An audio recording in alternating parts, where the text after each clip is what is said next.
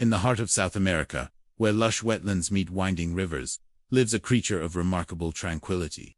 Welcome to the world of the capybara, the planet's largest rodent and a true master of a peaceful existence. Here, along the sun-drenched banks, life moves at a gentle pace.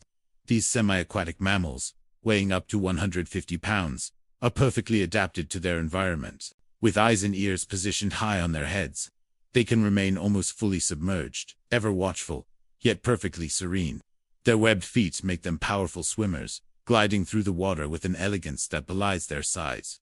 There are two recognized species, the greater capybara, which we see most often, and the lesser capybara, found in a smaller range, both called the dense forests, flooded grasslands, and marshes their home. They are herbivores, spending their days grazing on grasses and aquatic plants, a diet that sustains their robust frames. But what truly defines the capybara is not its size or its diet, but its profoundly social nature. Capybaras live in groups, typically numbering 10 to 20 individuals, though some supergroups can reach 100.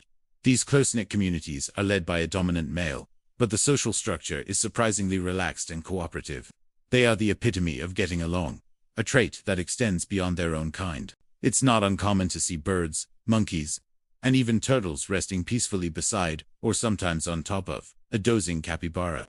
They are the calm center of a bustling ecosystem, a living, breathing symbol of harmony. Their days are a rhythm of grazing, resting, and socializing. They communicate through a series of soft purrs, barks, whistles, and clicks. A gentle purr signifies contentment, while a sharp bark might warn of an approaching predator like a jaguar or anaconda.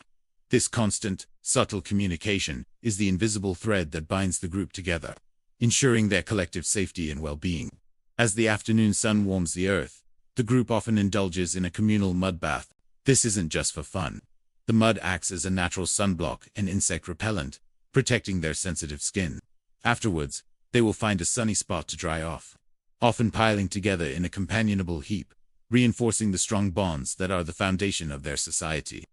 Within this peaceful collective, the cycle of life continues. Relationships are formed through subtle rituals. When a female is ready to mate, the courtship often takes place in the water.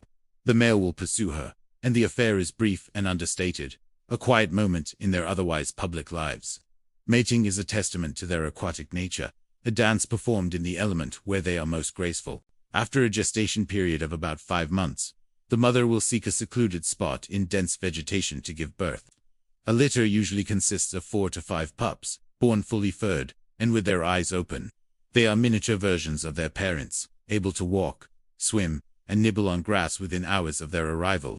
From the moment they are born, the pups are integrated into the group.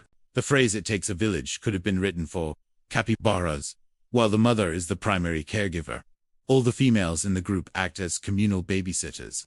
Pups are free to nurse from any lactating female, a remarkable display of cooperative parenting that ensures every young one has the best possible chance of survival. This shared responsibility is crucial. The pups are small and vulnerable, and having multiple watchful eyes protects them from threats. You can see the tenderness in their interactions. An adult might gently nudge a straying pup back towards the safety of the group, or a young one might cuddle up against an unrelated male for warmth and security. These gentle interactions are constant, a quiet affirmation of their deep social bonds. Watching them grow is a lesson in play and discovery. The young ones are full of energy, chasing each other through the shallows, practicing their swimming skills, and playfully nibbling on their elders' ears. The adults are incredibly patient, tolerating the youngsters' antics with a stoic calm. This period of play is not just for fun. It's how they learn the essential skills they'll need as adults: how to forage, how to interact socially, and how to stay safe. The water is their playground and their refuge. At the first sign of danger, a single sharp bark sends the entire group plunging into the river. They can stay submerged for several minutes, using the water as a shield until the threat has passed. This instinct is ingrained from a very young age, a vital survival strategy passed down through generations. As the sun begins to set, casting a golden glow over the wetlands, the capybaras gather once more. They settle down for the night, often in a group huddle to conserve warmth and provide collective security. The sounds of the jungle shift, but a sense of peace emanates from the resting giants. The world of the capybara is a world of gentle strength, of community, and of a deep, instinctual connection to the natural world. They show us that a life of calm cooperation is not a sign of weakness, but a powerful strategy for thriving. In their quiet existence, they offer a profound lesson that in togetherness, there is safety, and in tranquility, there is strength. Their story is a gentle reminder of the beautiful, intricate, and peaceful cycles of life that unfold every day. If we only take a moment to look. Thank you for joining us on this journey into the serene life of the capybara.